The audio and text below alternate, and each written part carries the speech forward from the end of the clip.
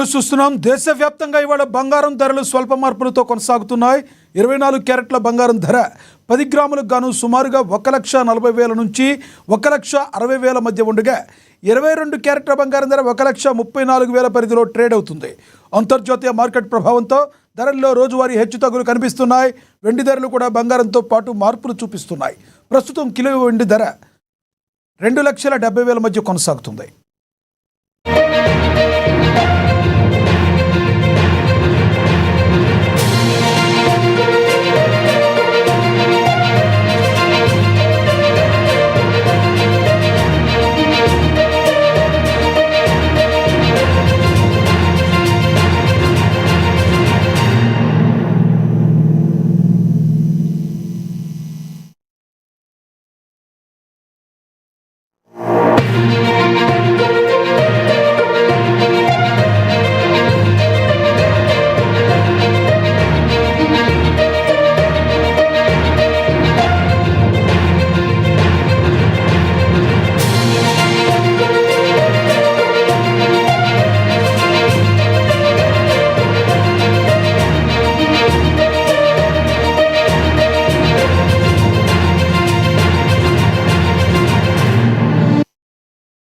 దేశవ్యాప్తంగా ఈరోజు బంగారం ధరలు స్వల్ప మార్పులతో కొనసాగుతున్నాయి. 24 క్యారెట్ల బంగారం ధర 10 గ్రాములకు గాను సుమారుగా 1,40,000 నుంచి 1,60,000 మధ్య ఉండగా 22 క్యారెట్ల బంగారం ధర 1,34,000 పరిధిలో ట్రేడ్ అవుతుంది. అంతర్జాతీయ మార్కెట్ ప్రభావంతో ధరల్లో రోజువారీ హెచ్చుతగ్గులు కనిపిస్తున్నాయి. వెండి ధరలు కూడా బంగారంతో పాటు మార్పులు చూపిస్తున్నాయి. ప్రస్తుతం కిలో వెండి ధర 2,70,000 మధ్య కొనసాగుతుంది.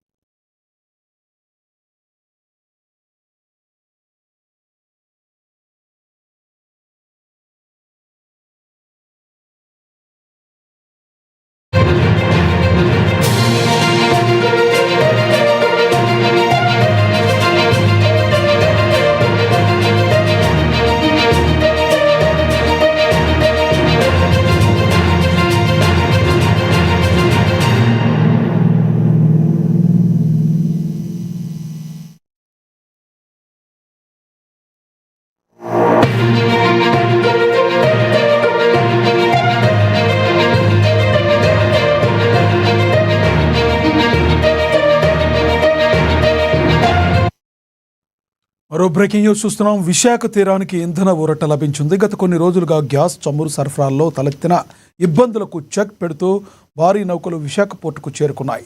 వంట గ్యాస్ కొరత భయాలను తొలగిస్తూ బిర్చ్ అనే భారీ ఎల్పీజీ నౌక ప్రస్తుతం హార్బర్ మౌత్లో లంగరేసింది. మరోవైపు భారీ చమురు నిల్వలతో ఎన్టీ హెట్రోయిట్ నౌక కూడా పోర్టుకు చేరుకోవడంతో అధికార యంత్రాంగం ఊపిరి పీల్చుకుంది. ఈ భారీ నిల్వలు అటు సామాన్యులకు ఇటు పారిశ్రామిక రంగానికి పెద్ద ఉపశమనం కలిగించనున్నాయి.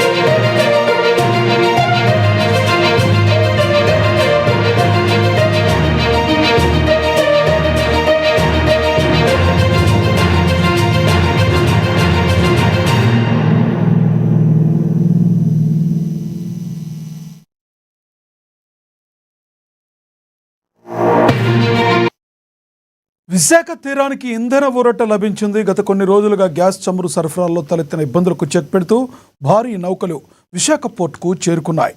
వంట గ్యాస్ కొరత భయాలను తొలగిస్తూ బిర్చ్ అనే భారీ ఎల్పీజీ నౌక ప్రస్తుతం హార్బర్ మౌత్లో లంగరేసింది. మరోవైపు భారీ చమురు నిల్వలతో ఎన్టీ హెట్రాప్ నౌక కూడా పోర్టుకు చేరుకోవడంతో అధికార యంత్రాంగం ఊపిరి పీల్చుకుంది. ఈ భారీ నిల్వలు అటు సామాన్యులకు ఇటు పారిశ్రామిక రంగానికి కూడా పెద్ద ఉపశమనం కలిగించనున్నాయి.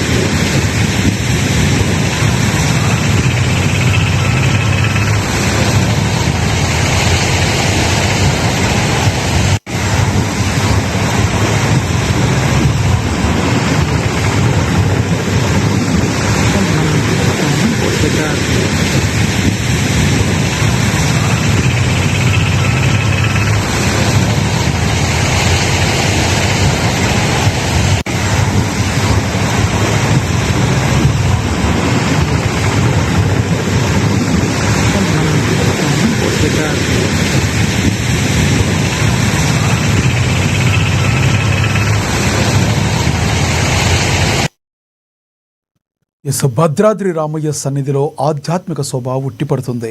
అఖిలాండ కోటి బ్రహ్మాండ నాయకుడైన ఆ శ్రీరామచంద్రుడి కళ్యాణ మహోత్సవానికి భద్రాచలం ముస్తాబవుతుంది. నిన్న సాయంత్రం అత్యంత మనోహరంగా సాగిన ఎదుర్కోలు ఘట్టంతో క్షేత్రమంతా రామనామస్మరణతో మార్మ్రోగిపోయింది. మిథిలా నగరం అయోధ్యావాసులుగా విడిపోయిన అర్చకులు సీతారాముల వంశ గొప్పతనాన్ని చాటి చెబుతూ సాగించిన సంవాదం భక్తులను మంత్రముగ్ధులను చేసింది. ఇక మరి కాసేపట్లో అభిజిత్ లగ్నంలో జరగనున్న సీతారాముల కళ్యాణ మహోత్సవానికి సర్వం సిద్ధమైంది. ఈ వేడుకకు ముఖ్యమంత్రి రేవంత్ రెడ్డి హాజరై ప్రభుత్వం తరపున పట్టు వస్త్రాలు, ముత్యాల తలంబ్రాలను సమర్పించనున్నారు. మనం అక్కడి నుంచి లైవ్ చూద్దాం. భద్రాద్రి నుంచి అటువంటి వారికి దాన్ని ఇస్తామని చెప్పన్నాము. చాలా మంది పాపం ప్రయత్నం చేశారు, ఎవరు ఇది చేయలేకపోయారు. అయితే ఆ శివధనస్సుని విరిచేటువంటి ముందు మనం చూసినట్లయితే ఆ ధనస్సునొక్కనే రామచంద్రమూర్తి విరిచాడని చెప్పేసి అనుకుంటున్నాం. కానీ ఆ ధనస్సును పెట్టినటువంటి పెట్టె చాలా పెద్దదిటండి. 8 చక్రాలతో ఉండేటువంటి పెట్టె. సుమారు 5,000 మంది మహాయోధులు, బలవంతులైనటువంటి వారు దాన్ని లాక్కొచ్చారుట. అటువంటి పెట్టెని కేవలం మా అమ్మాయి ఒక్క చేత్తో లానేటి దాని కింద ఉన్నటువంటి పూలబంతిని తీసుకుంది. అటువంటి సమర్థురాలు మా సీతమ్మ వారు. మీ స్వామి కేవలం ఏమెత్తాడయ్యా అంటే కేవలం ధనస్సే ఎత్తాడు. ఆ తర్వాత అమ్మవారితో పాటు మిగతా ఊర్మిళ, మాండవి, శృతకీర్తి మొదలైనటువంటి వారిని కూడా తమ్ముడు యొక్క కుశధ్వజుడి యొక్క సంతానాన్ని మీకు కన్యాదానంగా సమర్పించడం జరిగింది. అటువంటి శక్తి సామర్థ్యాలు కలిగినటువంటిది మా అమ్మాయి.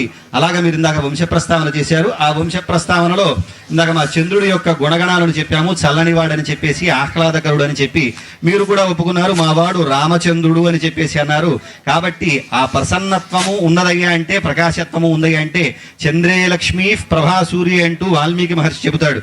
చంద్రుల్లో ఉన్నటువంటి లక్ష్మీతనం ఏదైతే ఉందో, కళ ఏదైతే ఉందో అది ఎవరిదైతే అంటే రాముడిది అని చెప్పారు. అదిగోండి అటువంటి రాముడికి అటువంటి ప్రకాశం కలిగిందయ్యా అంటే అమ్మవారి వల్లే కలిగింది. అమ్మవారి వంశమూల పురుషుడైనటువంటి చంద్రుడి వల్లే కలిగింది అని మనం చెప్పవచ్చు. అటువంటి గొప్పతనము చంద్రుల్లో ఉన్నదని మీకు తెలియజేస్తున్నాను. అంతేకాకుండా రామచంద్రమూర్తి జన్మించినటువంటి